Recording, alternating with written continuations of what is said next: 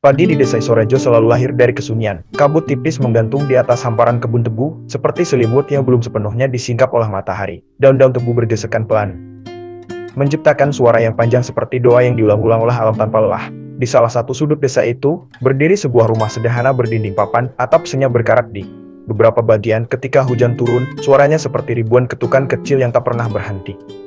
Di rumah itu, Imam membuka matanya. Imam bangun, nak sudah subuh, suara ibunya. Limah, lembut namun tegas. Imam bangkit perlahan. Di sampingnya, seorang anak kecil masih terlelap, memeluk bantal tipis yang sudah mulai kempis. Itu Ali, adiknya. Napasnya teratur, wajahnya tenang seolah dunia belum pernah memberinya beban apapun. Imam menatapnya sejenak. Dalam diam, ia berjanji pada dirinya sendiri Ali tidak boleh merasakan hidup seberat ini. Di ruang depan, ayahnya, Jimin, sudah bersiap berangkat ke kebun. Sarungnya dilipat rapi, bajunya sederhana, tangannya kasar, penuh bekas kerja. Tangan itu sudah terlalu sering bersentuhan dengan batang tebu yang tajam. Imam, ikut ke ladang dulu? Tanya Jimin. Iya, tak ada keluhan bagi Imam. Membantu ayahnya bukan kewajiban tapi bagian dari hidup. Langit mulai terang ketika mereka berjalan menyusuri jalan tanah. Ali menyusul di belakang. Masih mau cek mata? Kak, tunggu, katanya pelan. Imam tersenyum, lalu memperlambat langkahnya. Ayo, Ali, nanti kamu ketinggalan. Ali berlari kecil, menggenggam tangan kakaknya. Di antara kebun tebu yang tinggi, dua anak itu berjalan berdampingan. Satu membawa mimpi, satu lagi membawa harapan tanpa sadar. Sesampainya di ladang, Jimin mulai bekerja.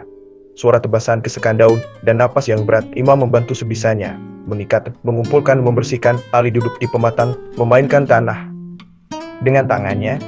Katanya tiba-tiba, kenapa kita harus kerja terus? Imam terdiam sejenak. Ia memandang ayahnya yang tak berhenti bergerak. Supaya kita bisa makan, Ali mengangguk pelan.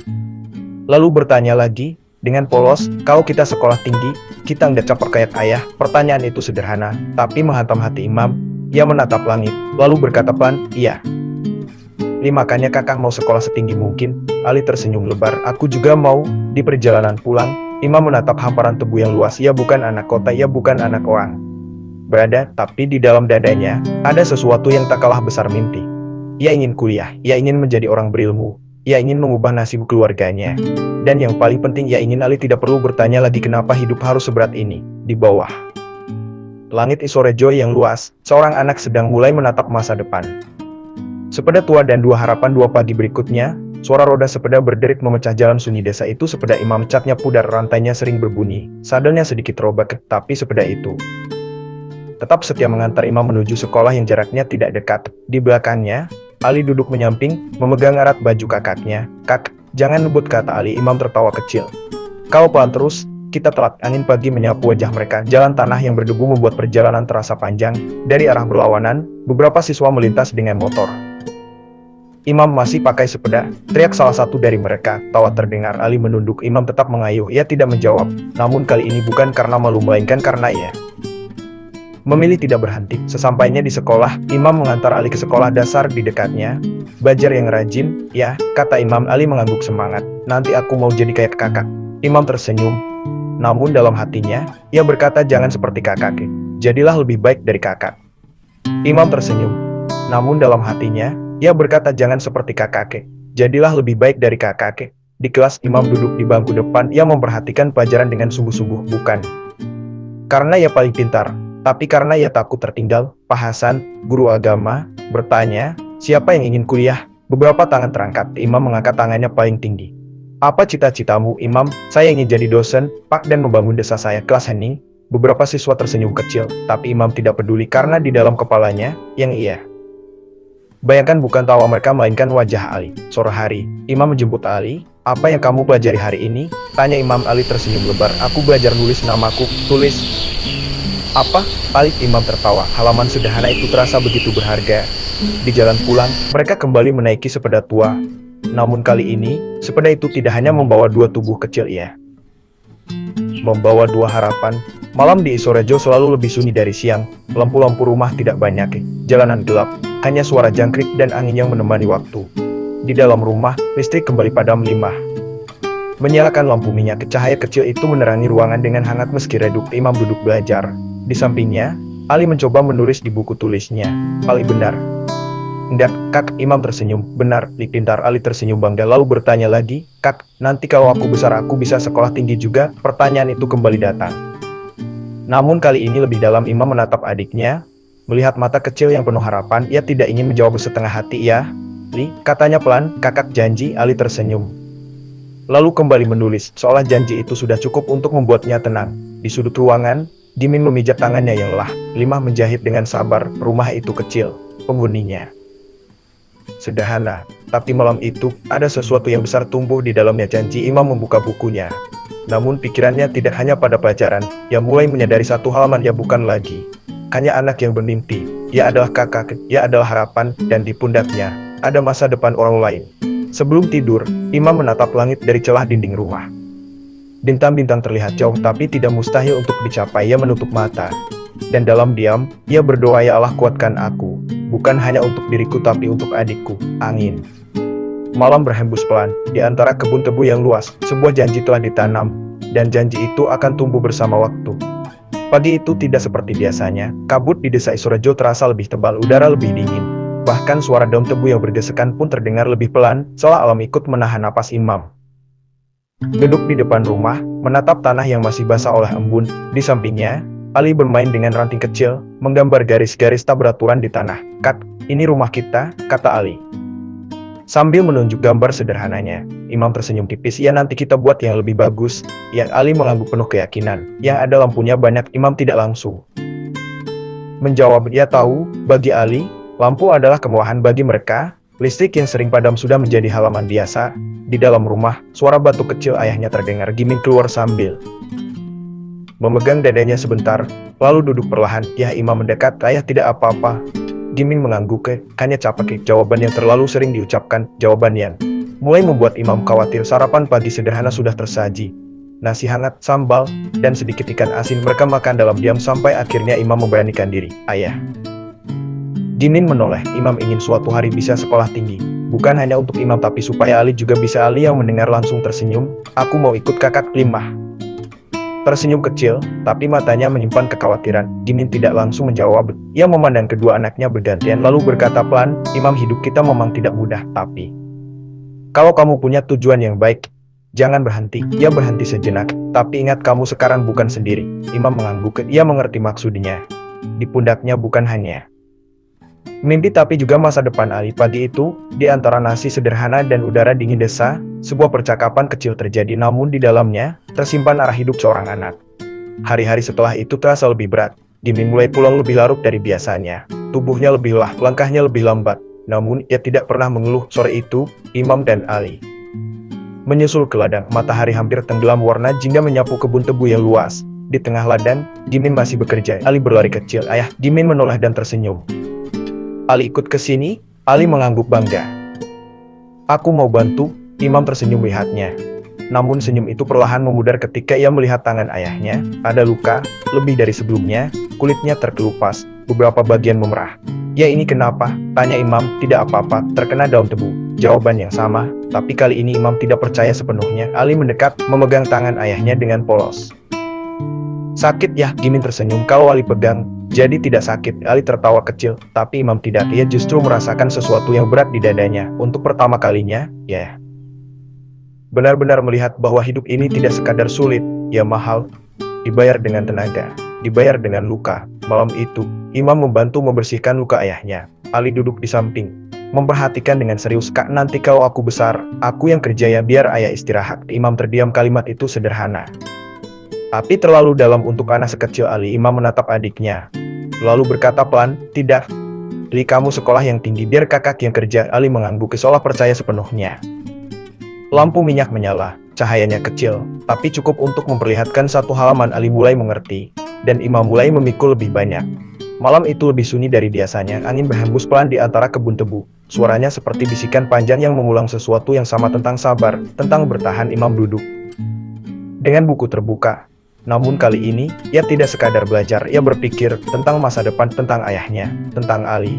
Di sampingnya, Ali sudah tertidur, tangannya masih memegang pensil.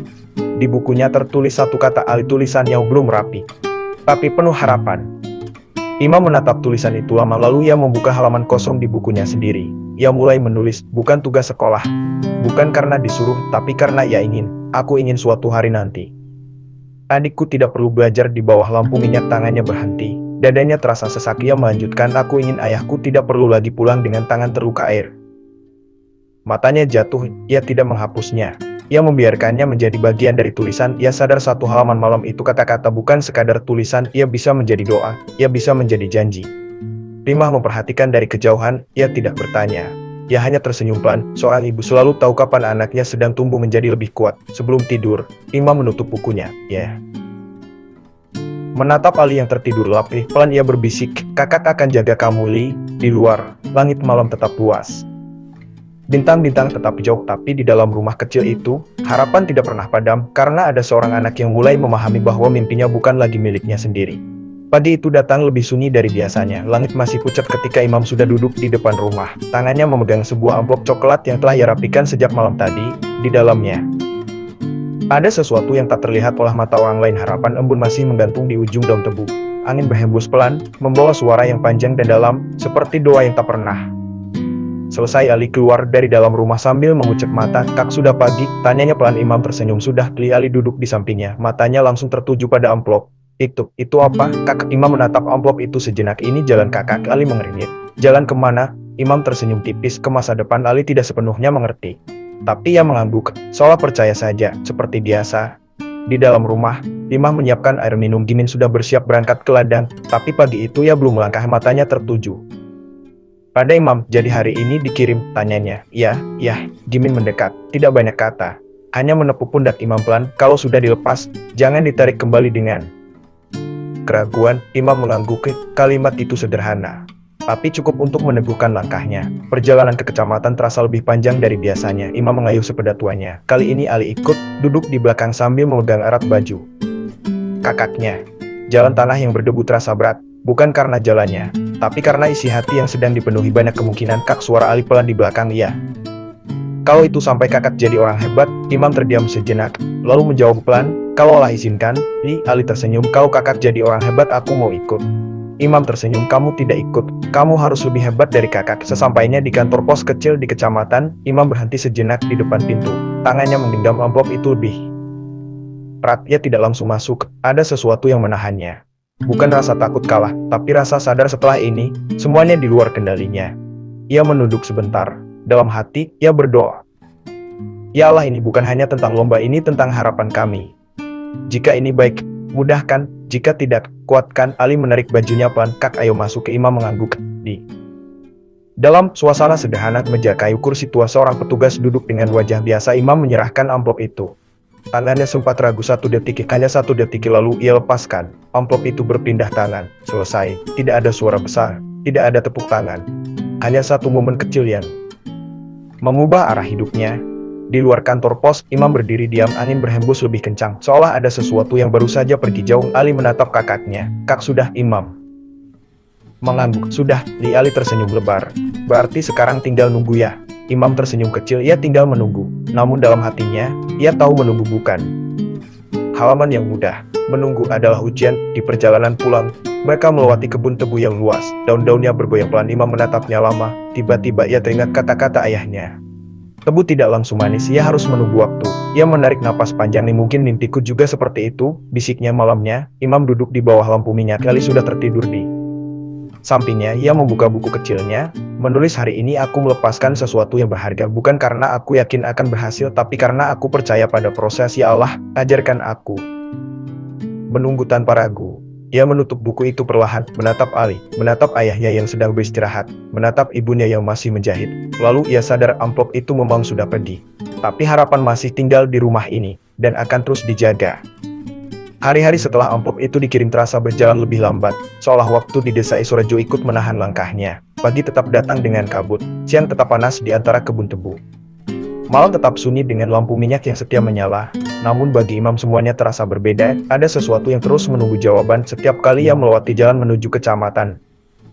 Matanya selalu menoleh ke arah kantor pos, seolah berharap ada seseorang yang memanggil namanya, seolah berharap ada kabar yang datang lebih cepat dari waktu. Tapi yang ia temukan selalu sama.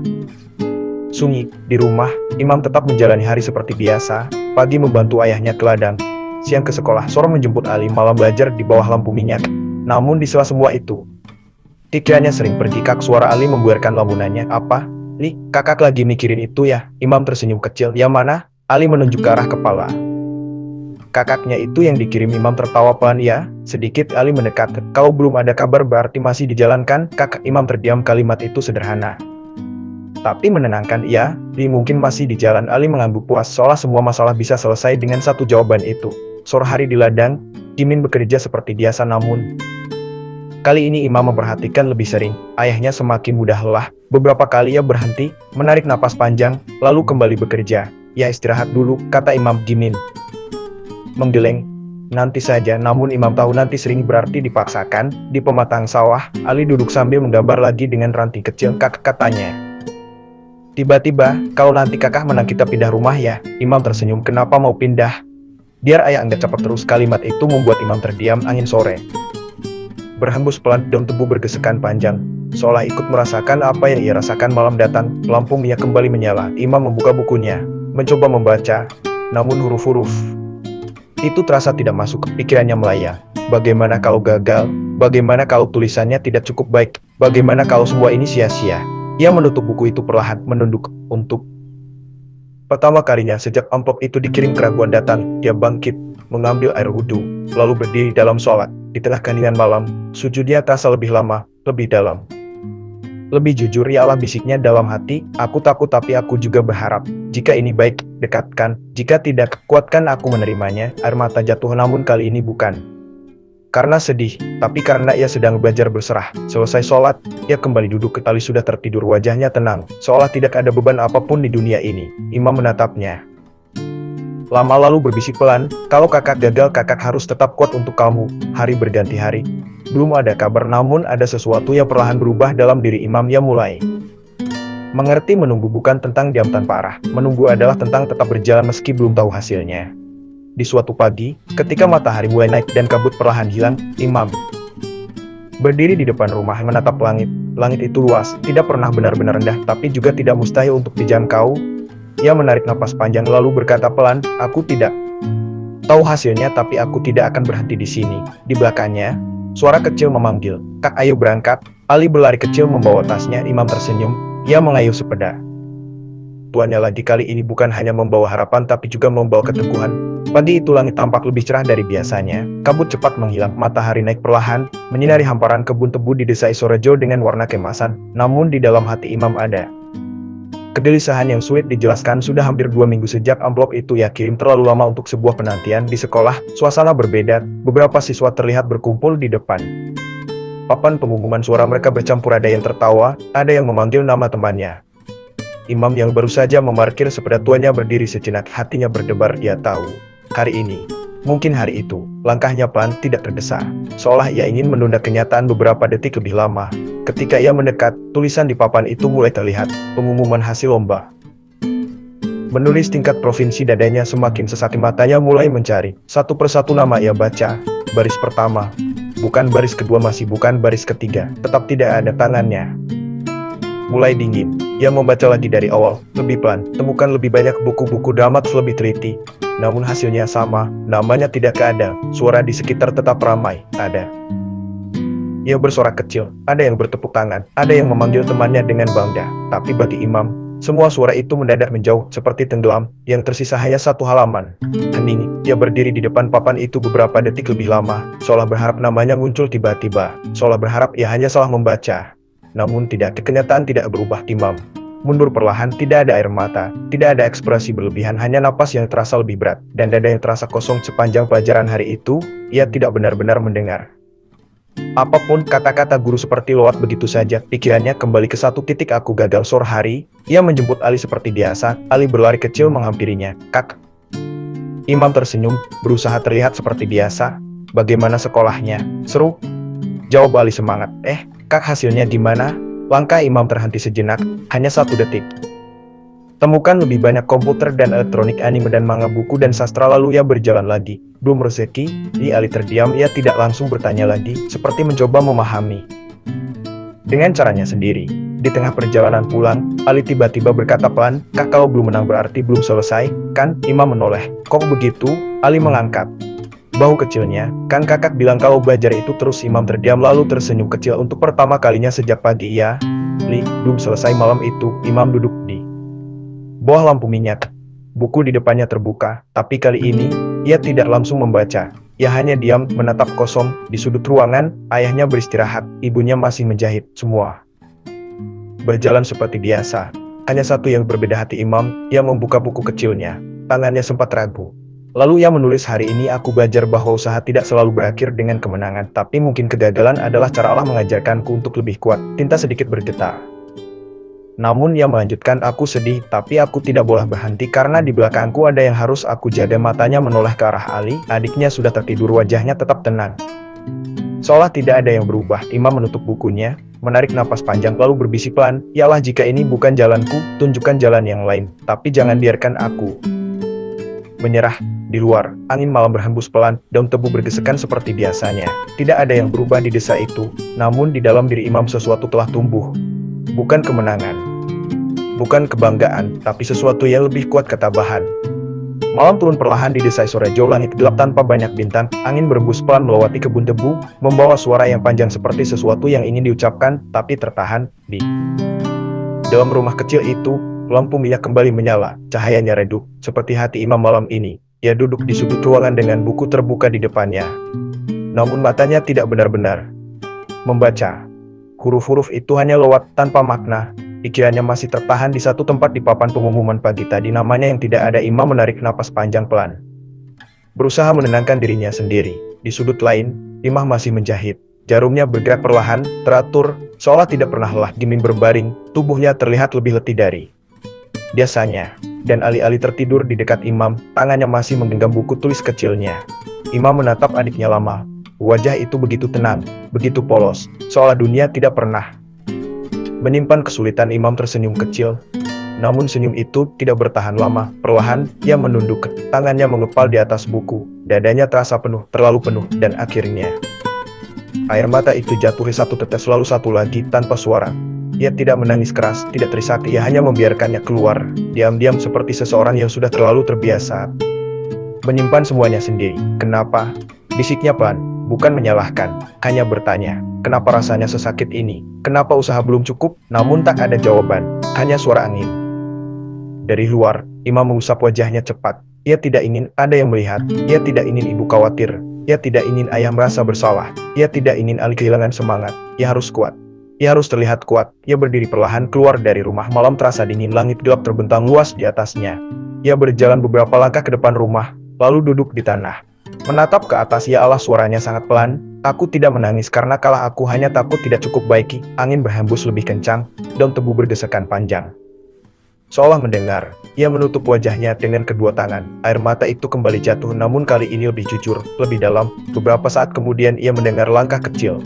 Kak, suara itu lirih. Imam menoleh cepat. Ali berdiri di belakangnya. Matanya masih setengah mengantuk. Kakak, kenapa di luar? Imam buru-buru mengusap wajahnya. Tidak apa-apa. Kakak cuma lihat langit. Ali mendekat, duduk di sampingnya. Lalu berkata pelan, kakak bohong ya. Imam terdiam. Ali tidak bertanya banyak. Ia hanya menyandarkan kepalanya ke bahu kakaknya. Seperti biasa, sederhana, tapi hangat. Kak, katanya pelan, kalau kakak sedih enggak apa-apa. Kalimat itu membuat Imam menoleh. Kata bu guru kalau sedih boleh nangis tapi jangan berhenti. Imam menatap adiknya. Matanya kembali basah, namun kali ini bukan karena kecewa. Ia tersenyum pelan lalu merangkul Ali. Ya, kakak tidak akan berhenti. Ali mengangguk, temukan lebih banyak seolah percaya sepenuhnya. Mereka duduk berdua di bawah langit malam, tanpa banyak kata, namun cukup. Beberapa saat kemudian, Imam berdiri, mengajak Ali masuk kembali ke rumah. Lampu minyak masih menyala, semua masih seperti biasa. Namun di dalam dirinya ada sesuatu yang berubah. Ia membuka kembali bukunya, menulis, dengan lebih tenang, hari ini aku menangis, tapi aku tidak akan menyerah. Karena mungkin Allah sedang melatihku untuk menjadi lebih kuat dari yang aku bayangkan. Ia menutup buku itu, menatap Ali yang sudah kembali tertidur lalu berbisik pelan, kakak akan tetap jalan untuk kita. Di luar, angin malam terus berhembus, kebun tebu tetap bergoyang, langit tetap luas. Dan di dalam rumah kecil itu seorang anak baru saja belajar bahwa air mata bukan tanda kelemahan, tapi bagian dari perjalanan menuju kekuatan. Pagi itu datang seperti biasa, kabut tipis masih menggantung di atas kebun tebu desa Sorejo. Ayam berkokok bersahutan, angin pagi berembus pelan, membawa aroma tanah yang lembab. Namun ada sesuatu Yang berbeda di rumah kecil itu, Jimin belum bangun. Biasanya, sebelum Imam membuka mata, ayahnya sudah lebih dulu bersiap. Suara langkahnya, suara air wudhu, suara pintu yang dibuka. Perlahan semua sudah menjadi bagian dari pagi. Tapi hari ini Sunyi Imam duduk di dekat pintu kamar. Ayah panggilnya pelan, tak ada jawaban. Ia masuk perlahan. Jimin masih terbaring. Napasnya terdengar lebih berat dari biasanya. Wajahnya tampak pucat, berbeda dari hari-hari sebelumnya yang meski lelah, tetap menyimpan kekuatan. Dia Imam mendekat, ayah. Tidak berangkat, Jimin membuka mata perlahan menatap Imam. Suaranya pelan, hari ini ayah istirahat dulu. Kalimat itu sederhana, namun terasa asing. Di dapur Limah terlihat lebih sering menoleh ke arah kamar. Tangannya tetap bergerak, tapi pikirannya jelas tidak tenang. Ayahmu sejak semalam panas, katanya pelan. Imam terdiam. Kenapa tidak bilang? Tanyanya. Limah tersenyum tipis. Kalau ayahmu bilang, berarti sudah sangat sakit. Ali keluar sambil membawa buku tulisnya. Kak, kita ke ladang hari ini? Imam menggeleng. Tidak, ayah istirahat. Ali mengernyit. Kenapa? Imam tidak langsung menjawab. Ia hanya berkata pelan. Ayah capek. Ali terdiam untuk pertama kalinya. Ia tidak bertanya lagi. Hari itu terasa panjang. Jimin lebih banyak diam, sesekali batuk, sesekali memejamkan mata lebih lama. Imam duduk di dekatnya, memperhatikan setiap gerakan kecil. Tak ada rasa yang sulit dijelaskan. Bukan takut, tapi khawatir yang perlahan tumbuh. Sore hari, matahari mulai condong. Biasanya, saat seperti ini, Jimin masih berada di ladang. Namun hari ini, ia masih di tempat tidur, dan itu terasa janggal, sangat janggal. Ayah Imam berkata pelan, besok tidak usah ke ladang dulu. Jimin tersenyum lemah. Kalau ayah tidak ke ladang, kita makan apa? Imam terdiam. Jawaban itu terlalu nyata. Di sudut ruangan, Ali memperhatikan. Matanya berpindah dari ayahnya ke kakaknya, seolah mencoba memahami sesuatu yang belum sepenuhnya ia mengerti. Kak, bisiknya pelan. Ayah kenapa? Imam menatap adiknya, lalu berkata pelan, ayah butuh istirahat. Ali mengangguk. Namun kali ini ia tidak tersenyum. Malam datang lebih cepat. Lampu minyak kembali menyala. Namun suasananya berbeda. Tidak ada percakapan ringan. Tidak ada tawa kecil. Yang ada hanya diam dan pikiran yang berjalan sendiri-sendiri. Imam duduk di dekat ayahnya, memegang tangannya. Tangan yang dulu terasa kuat, kini terasa lebih lemah, lebih dingin. Ayah, suaranya pelan. Imam bisa bantu lebih banyak. Jimin membuka mata, menatap anaknya. Ayah tahu. Ia berhenti sejenak. Kamu sudah membantu lebih dari cukup. Imam menggeleng. Belum, ya. Suaranya mulai bergetar. Imam harus lebih kuat. Jimin tersenyum tipis. Imam jadi kuat itu bukan berarti tidak pernah lelah. Ia menarik napas pelan. Jadi kuat itu tetap berjalan meski lelah. Kalimat itu jatuh pelan. Namun perasa dalam. Di sudut ruangan, Limah menahan air mata. Ia tidak ingin suasana semakin berat. Namun hatinya tahu ini bukan sekadar kelelahan biasa. Malam semakin larut. Ali tertidur lebih cepat dari biasanya. Mungkin karena lelah, mungkin karena pikirannya penuh. Imam masih terjaga, duduk di bawah lampu minyak. Namun kali ini, ia tidak membuka buku. Ia hanya diam, berpikir tentang ayahnya, tentang rumah ini, tentang masa depan. Untuk pertama kalinya, sebuah pertanyaan muncul di hatinya. Bagaimana kalau ayah benar-benar tidak bisa bekerja lagi? Dadanya terasa sesak. Ia menunduk, berdoa dalam diam. Ya Allah, jangan ambil kekuatan kami. Jika ini ujian, kuatkan kami. Jika ini peringatan, jangan biarkan kami terlambat. Air matanya tidak jatuh, namun hatinya bergetar. Di luar, angin malam tetap berhembus, kebun tebu tetap bergoyang, seolah dunia tidak berubah. Namun di dalam rumah kecil itu sebuah kenyataan mulai terlihat, bahwa kekuatan yang selama ini mereka andalkan perlahan mulai rapuh. Hari-hari berikutnya berjalan tanpa arah yang jelas. Pagi tetap datang, matahari tetap terbit. Namun di rumah kecil itu, waktu terasa seperti berjalan di tempat. Jimin masih belum ke ladang. Tubuhnya belum benar-benar pulih. Panasnya memang turun, tapi tenaganya belum kembali. Setiap kali mencoba bangun lebih lama, napasnya cepat habis. Dan setiap kali itu terjadi, Imam melihatnya diam-diam, dengan perasaan yang semakin berat. Di dapur, Imam mulai lebih sering menghitung. Bukan menghitung hari, tapi menghitung beras. Ia membuka tempat penyimpanan, menatap isinya, lalu menutupnya kembali dengan hati-hati, seolah berharap isinya tidak cepat berkurang. Imam memperhatikan itu. Tanpa perlu dijelaskan, ia mulai mengerti hari-hari ini bukan hanya tentang sakit, tapi tentang bertahan. Ayah, biar Imam saja yang ke ladang, kata Imam suatu pagi. Jimin yang sedang duduk bersandar menggeleng pelan. Kamu sekolah? Tapi, ya kamu sekolah. Ulannya lebih tegas meski suaranya lemah. Imam terdiam. Ia tahu itu bukan larangan, itu adalah harapan terakhir yang sedang dijaga. Ali duduk di dekat pintu. Ia tidak bermain seperti biasanya, tangannya memegang buku, tapi tidak dibuka. Kakak tanya pelan, kalau berasnya habis kita makan apa? Pertanyaan itu datang tiba-tiba, dan langsung membuat ruangan Terasa lebih sunyi. Imam menoleh. Ia ingin menjawab ringan, namun kali ini ia tidak bisa limah tersenyum, mencoba menenangkan. Masih ada, Nak. Ali mengangguk, tapi matanya tidak sepenuhnya yakin. Siang hari, Imam tetap berangkat ke sekolah, namun pikirannya tertinggal di rumah. Setiap pelajaran terasa lebih berat, bukan karena sulit, tapi karena ia tahu ada sesuatu yang lebih penting sedang terjadi. Sepulang sekolah, ia tidak langsung pulang. Ia berhenti di ladang, memandang kebun tebu yang luas. Biasanya tempat ini penuh dengan suara kerja. Hari ini lebih sunyi, seperti kehilangan sesuatu. Imam berdiri lama, lalu perlahan mengambil cangkul yang tergeletak di pinggir. Ia mulai bekerja, tidak banyak, tidak secepat ayahnya, namun cukup untuk membuatnya merasa ia tidak diam. Sore menjelang, Ali datang berlari kecil. Kak Imam menoleh. Kakak kerja. Imam tersenyum kecil. Bajar. Ali mendekat, lalu tanpa diminta, ia ikut membantu, meski hanya memindahkan daun kering, meski hanya sedikit. Namun ia melakukannya dengan serius. Capek? Tanya Imam. Ali menggeleng. Aku kuat. Imam tersenyum, namun hatinya terasa hangat sekaligus perih. Malam datang, lampu minyak kembali menyala. Namun kali ini, suasana terasa lebih berat. Makan malam lebih sederhana, porsi lebih sedikit. Tak ada yang mengeluh, namun semua tahu. Setelah makan, Ali duduk di dekat Imam. Kak, ya, kita pasti bisa ya? Imam menatapnya. Bisa apa? Ali berpikir sejenak. Bisa jadi lebih baik. Imam terdiam lalu mengangguk pelan. Iya, Li, kita pasti bisa.